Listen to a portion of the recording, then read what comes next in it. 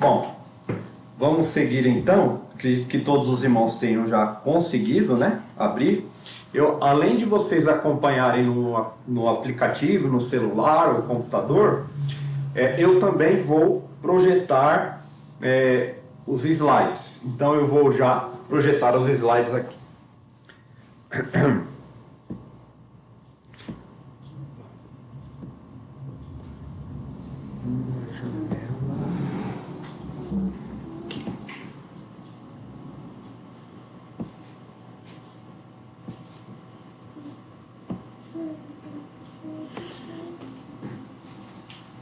Meus irmãos, hoje é o nosso 10º estudo, né? No Evangelho de Mateus. Nós já temos estudado esse Evangelho e hoje é o nosso 10º estudo. Eu não sei se os irmãos conseguem me ver e também ver agora o slide, né? Deixa eu ver se os irmãos conseguem. Conseguem me ver e ver o slide ao mesmo tempo ou não? Me respondam aí, por favor, no chat ou então dando uma imagem aí. Vocês conseguem ver a minha imagem e também a imagem do slide? Ou não? Alguém pode? Sim. Conseguem me ver, Gerlane? Sim, dá para ver sim, pastor. Então tá bom. O slide também. Então tá bom. Então eu vou seguir. Aí os alunos aí também, vocês vão acompanhando aí. Somente os irmãos que estão no Facebook só vão conseguir acompanhar pelo slide, ok? Então vamos seguir em frente. Hoje é o nosso estudo de número 10, Mateus capítulo 4. Eu peço que você abra sua Bíblia em Mateus capítulo 4, versículos 18 até o versículo 22. Mateus capítulo 4, versículos 18 até o 22.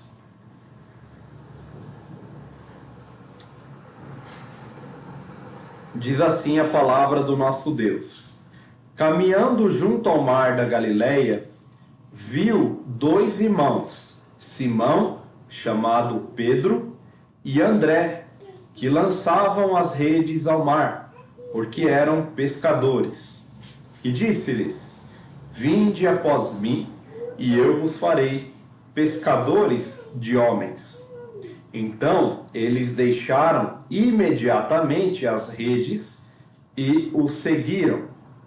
Passando adiante, viu outros 2 irmãos, Tiago, filho de Zebedeu, e João, seu irmão, que estavam no barco em companhia de seu pai, consertando as redes, e chamou-os. Então eles, no mesmo instante, deixando o barco e o seu pai, o seguiram. Amém. Senhor, muito obrigado por tua palavra, nós te louvamos e pedimos que o Senhor continue a nos iluminar e a nos guardar, para que possamos tirar o nosso alimento e que o Senhor mesmo, por meio do seu Santo Espírito, nos sustente por meio do alimento da tua palavra. Em nome de Jesus. Amém. Meus irmãos, o relato do chamado de Jesus aos seus discípulos, ele nos revela como até mesmo o ministério do Redentor Jesus foi um ministério envolvente com pessoas dedicadas. Em um ambiente como alguns ambientes, como ambientes atuais, né, que são o ambiente dos chamados desigrejados, eu não sei se vocês já ouviram falar, mas existe um movimento chamado Movimento dos Desigrejados. Os desigrejados são pessoas que dizem professar a fé, mas que afirmam não ser necessário elas viverem em comunhão com uma comunidade, com uma igreja. Então, nós observamos que desde cedo o ministério de Jesus não era um ministério solitário. Jesus não foi um homem solitário. Hoje nós veremos como Jesus chamou os seus primeiros discípulos e qual foi a tarefa e para qual tarefa o Senhor Jesus os designou. Então veja, meus irmãos, que Jesus ele não foi um homem solitário. O seu trabalho foi um trabalho com discípulos. Ele chamou, ele escolheu discípulos para estarem junto dele aprenderem e com ele caminharem. Nós vemos então que o texto pode nos dar margem para um milagre nas entrelinhas. Por que um milagre nas entrelinhas? No versículo 18 nós temos: caminhando junto ao mar da Galileia, viu dois irmãos, Simão, chamado Pedro, e André, que lançavam as redes ao mar, porque eram pescadores. É interessante notarmos que alguns dos discípulos de Jesus, eles tinham uma profissão bastante simples. Eles eram pescadores, né? Era uma profissão comum para a época, uma profissão bastante comum, na verdade, para a época. As pessoas viviam de pesca, né? E ganhavam a vida com a pesca, né? E Jesus chama homens pescadores. Os primeiros discípulos, então, eles eram de fato pescadores, mas isso não significa, como alguns vão afirmar, que eles eram pobres. Não, ou que eles não tinham nenhum recurso, ou que não possuíam empregados, ou que até alguns vão afirmar que eles eram totalmente iletrados, né? Não podemos chegar a essas conclusões somente porque eles eram pescadores. Esses homens, eles tinham uma certa vida financeira estabilizada. Por exemplo, eles possuíam empregados e os barcos deles, aparentemente, eram barcos grandes, não eram barcos pequenos. Afinal de contas, em um dos barcos que nós acreditamos ser dos discípulos, os discípulos entraram nele. Então, não eram barcos pequenos, eram barcos grandes. Então, aqueles homens certamente não eram paupérrimos, né? Eles tinham uma certa estabilidade financeira. Vamos ver em Marcos, capítulo 1, versículo 20. Marcos, capítulo 1, versículo 20.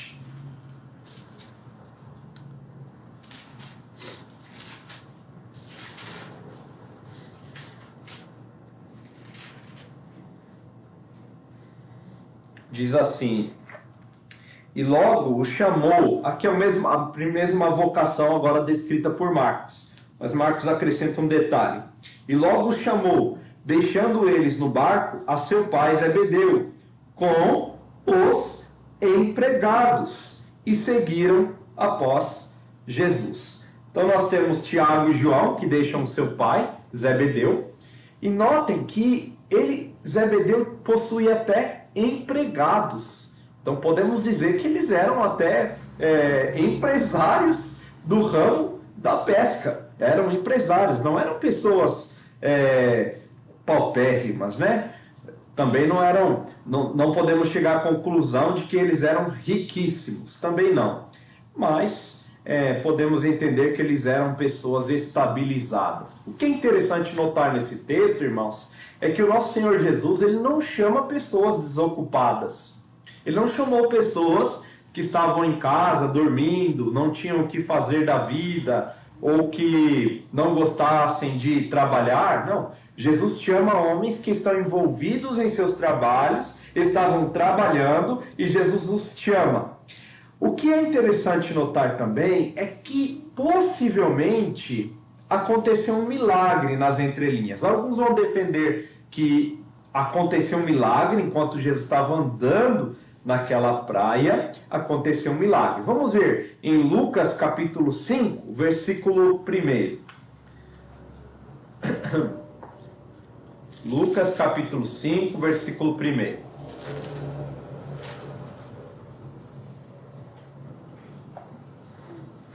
Veja, até o versículo 11. Aconteceu que, ao apertá-lo a multidão para ouvir a palavra de Deus, estava ele junto ao lago de Genezaré, que é o mesmo lago, o lago da Galileia, que é chamado de Mar também da Galileia, daqui a pouco eu vou explicar por quê. E viu 2 barcos junto à praia do lago, mas os pescadores, havendo desembarcado, lavavam as redes. Veja que é muito semelhante ao ato de estarem lavando as redes. Vocês notaram que Tiago e João estavam consertando as redes, e aqui diz que eles estavam lavando as redes, alguns discípulos que nós não sabemos quem são justamente. Vamos continuar. 3. Entretanto, em um dos barcos, que era o de Simão, pediu-lhe que o afastasse um pouco da praia, e assentando-se, ensinava do barco as multidões. Quando acabou de falar, disse a Simão: faze-te ao largo e lançai as vossas redes para pescar. Respondeu-lhe Simão: mestre, havendo trabalhado toda a noite, nada apanhamos, mas sob a tua palavra lançarei as redes. Isto fazendo, apanharam grande quantidade de peixes, e rompiam-se-lhes as redes. Então fizeram sinais aos companheiros do outro barco, para que fossem ajudá-los, e foram e encheram ambos os barcos, a ponto de quase irem a pique. Vendo isto, Simão Pedro prostrou-se aos pés de Jesus, dizendo: Senhor, retira-te de mim, porque sou pecador.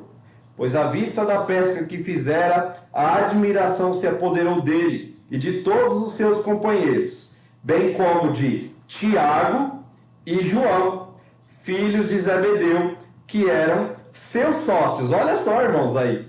Disse Jesus a Simão: não temas, doravante será pescador de homens. E arrastando eles os barcos sobre a praia, deixando tudo, o seguiram.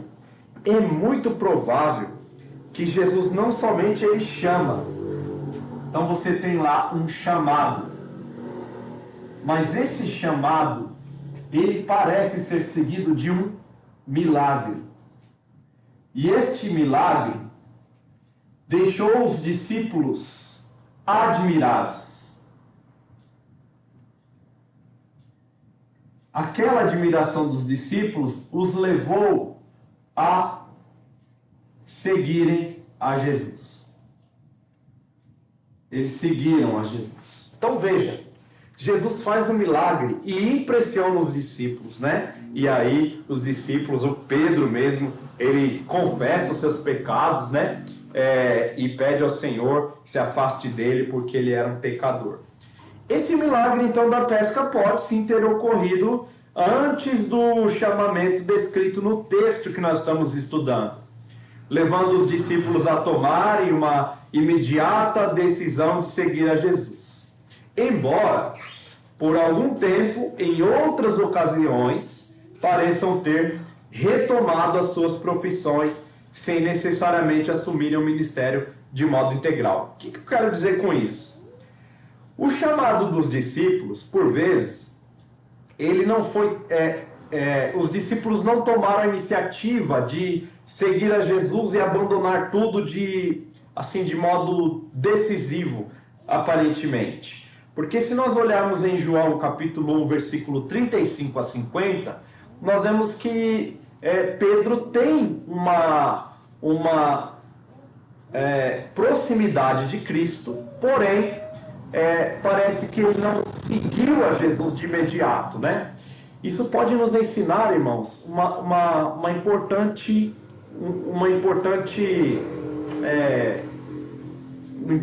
princípio, que em muitos momentos nós vamos falar para as pessoas de Cristo, em muitos momentos nós vamos falar para as pessoas de Jesus, e elas podem até se mostrarem desejosas de seguir a Jesus. Porém, elas não tomarão a decisão de imediato. Isso pode acontecer, mas não devemos desanimar.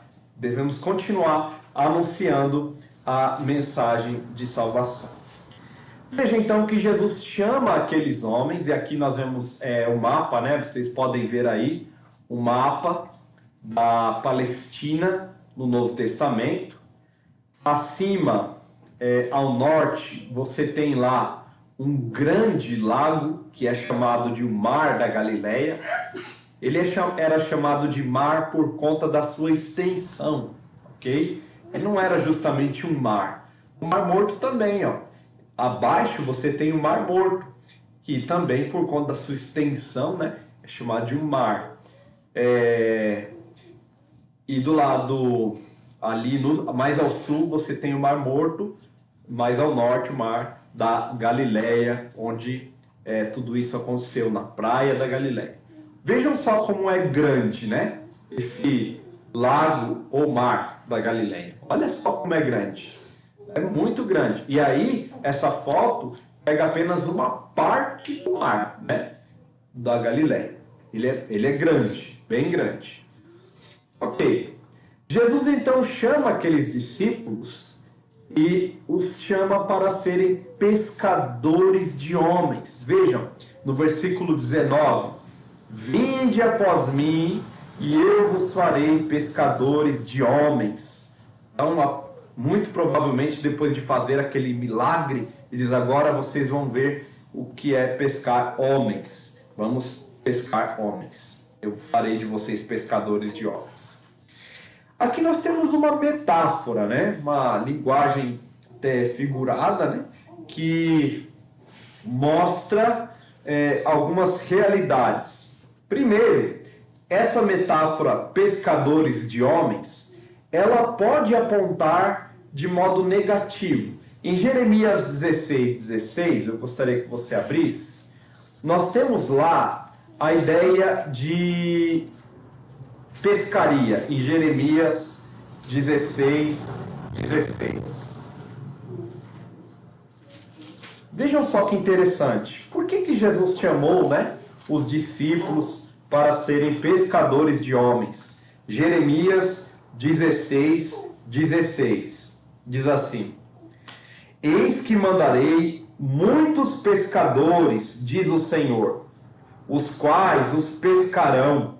Depois enviarei muitos caçadores, os quais os caçarão, de sobre todos os montes, de sobre todos os outeiros, até nas fendas das rochas.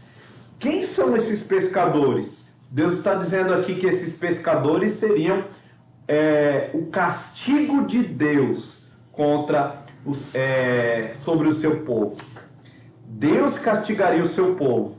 E o castigo de Deus aqui é descrito como os pescadores que vos pescarão, né? E nós sabemos que o desenrolar da história é que a Babilônia de fato invadiu a nação e levou muitos dos judeus cativos para a Babilônia. Então nós vemos que a ideia de pescadores aqui em Jeremias, ela é negativa. Em Jeremias 16, nós temos uma ideia negativa. Agora em Ezequiel 47:10, nós temos uma imagem positiva. Eu não vou ler aqui por conta do tempo. Nós temos uma imagem positiva, que peixes afluíam do rio, do rio próximo ao templo do Senhor. E ali nós temos uma imagem positiva dos peixes, da pescaria. Este texto eu quero ler de Mateus capítulo 13 com vocês.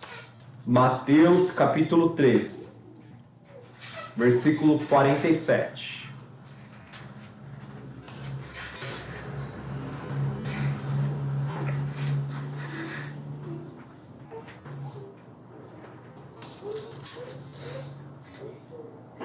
Aqui nós temos a parábola da rede, né? É muito próxima do texto que nós estamos estudando. O texto diz assim: o reino dos céus é semelhante a uma rede que, lançada ao mar, recolhe peixes de toda espécie.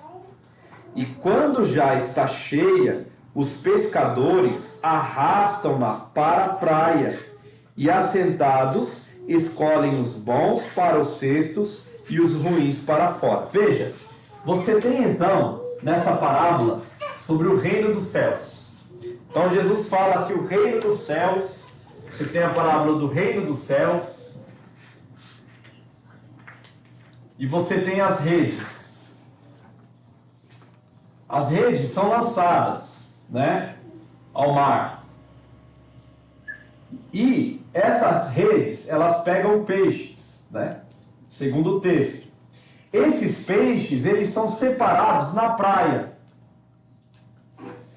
Então, eles são peixes bons e peixes maus. Os peixes bons, eles são separados e colocados num cesto. Os peixes maus, eles são separados e lançados fora. Veja, no versículo 49. Assim será na consumação do século.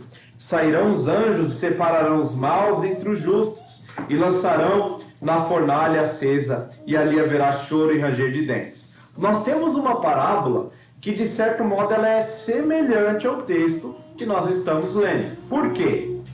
A mensagem do Evangelho, ela deve ser pregada a todos. Aqui nós temos uma mensagem do juízo. As redes são comparadas à ação dos anjos no juízo final. Não na mensagem, mas no juízo. E na pregação, nós temos uma ideia semelhante. Nós temos a pregação, que é lançada sobre peixes bons e maus, e alguns peixes se arrependem. Esses peixes são os peixes bons. E aqueles que não se arrependem e recebem sobre si justo juízo, são os peixes maus que não ouvem a mensagem. Jesus está dizendo, então, que ele envia os seus discípulos para pregar o Evangelho.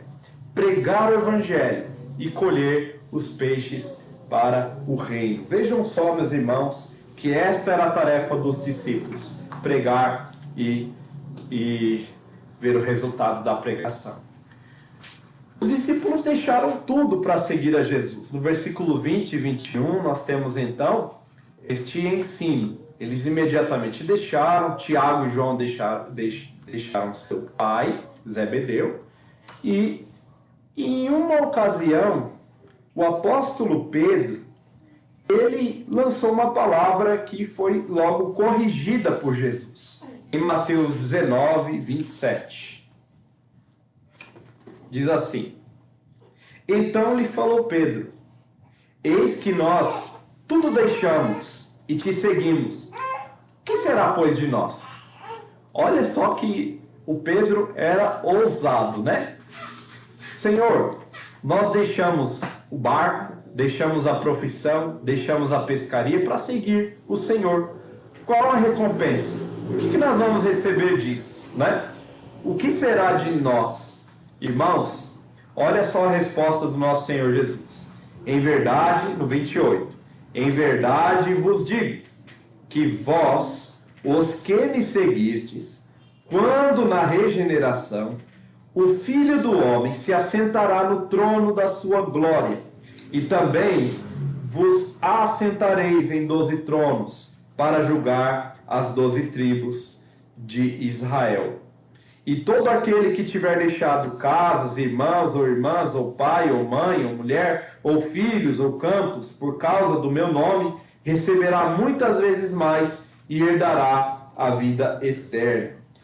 Vejam só o que o Senhor Jesus diz para Pedro. Pedro, existe algo muito maior do que você deixou. Você vai receber a vida eterna, você vai herdar a vida eterna, que é infinitamente maior e melhor do que você deixou, os barcos lá e a sua pescaria. Vejam então, irmãos, que este é o preço do discipulado. Todos nós, de algum modo, deixamos algo para seguir a Jesus. Todos nós, de alguma forma, deixamos algo para seguir a Cristo. Por vezes, temos que tomar decisões importantes para seguir a Cristo. É o preço do discipulado. Mas a verdade é que o nosso Senhor nos promete algo infinitamente superior a qualquer coisa neste mundo. O Senhor promete a você que decidiu segui-lo como discípulo. Ele promete a você a vida eterna com ele na eternidade, o que é glorioso e infinitamente melhor do que qualquer coisa neste mundo. Vamos ver quem foram os primeiros discípulos. São São 4 os que aparecem aqui nessa narrativa. Pedro, né? Que é o impetuoso. Veja. Pedro, que é o impetuoso, né?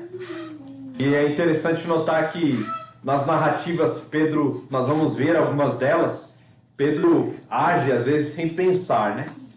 Ele se tornou um dos líderes dos 12 discípulos. E ele é mencionado primeiro em todas as listas dos apóstolos. Vejam, Pedro negou a Jesus. Ele, no momento crucial da sua vida, ele negou. E o Senhor o restaurou.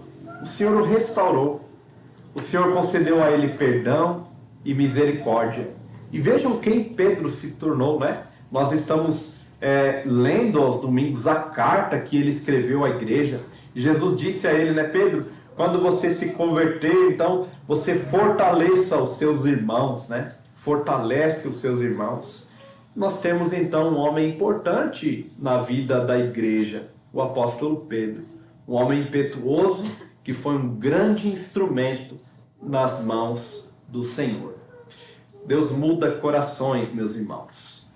André, que é o irmão de Pedro, vocês se lembram que em João, nos primeiros capítulos, é André quem evangeliza Pedro, né? Quem chama Pedro, diz, Pedro, nós achamos o Messias, aquele, o prometido. Vamos ver. E é André que dá a notícia para Pedro, né? Que maravilha. Ele é chamado de o evangelista, que leva pessoas a Jesus. Depois nós temos Tiago, filho de Zebedeu, que é o primeiro dos 12 a usar a coroa de Marte. Ele foi morto por Herodes, né? Vamos ver em Atos capítulo 2, 12, né? Primeiro Marte, Atos capítulo 12, versículos 1 e 2. Por aquele tempo mandou o rei Herodes prender alguns da igreja para os maltratar, fazendo passar a fio de espada a Tiago, irmão de João. Então, Tiago, irmão de João, foi o primeiro mártir. Foi decapitado, né? Foi morto pela espada de Herodes. Tiago. Nós não podemos confundir este Tiago com o irmão do Senhor que escreveu a epístola de Tiago, lá no finalzinho da Bíblia. O outro é João, o irmão de Tiago, que é chamado de o discípulo a quem Jesus amava. Certamente que o Senhor amava a todos os seus, de forma muito intensa. Porém, entre Jesus e João, os laços de afeto e compreensão eram os mais ternos de todos. Então Jesus tinha João como alguém muito próximo. Notem que interessante, nós temos 12 discípulos. Dos 12 nós temos um grupo de 3 que é chegado a Jesus, que é Pedro, Tiago e João. E depois nós temos João, que é ainda mais próximo de Jesus, né? São pessoas próximas de Jesus, mas dentre elas, João é o mais próximo. Bom, para finalizar o nosso estudo, eu gostaria de refletir com você sobre as pessoas a quem Jesus escolheu. Todas elas precisavam ter o caráter lapidado. Pedro, como nós vimos já acima, ele é um dos homens a quem o Senhor chamou e que possuía grandes falhas. Ele era um homem extremamente que agia sem pensar às vezes, né? Pedro era um homem às vezes que agia sem refletir, falava coisas sem refletir. Pedro era assim. E o Senhor foi lapidando Pedro, trabalhando em Pedro até que ele se tornasse o líder da igreja de Cristo. Vejam que Tiago e João, eles também possuem um temperamento bastante forte e que em alguns momentos este temperamento precisou ser corrigido pelo Senhor. Lá em Lucas 9:54, Vejam só. Estes dois irmãos eram chamados de filhos do trovão. Filhos do trovão. Vejam em Lucas 9:54.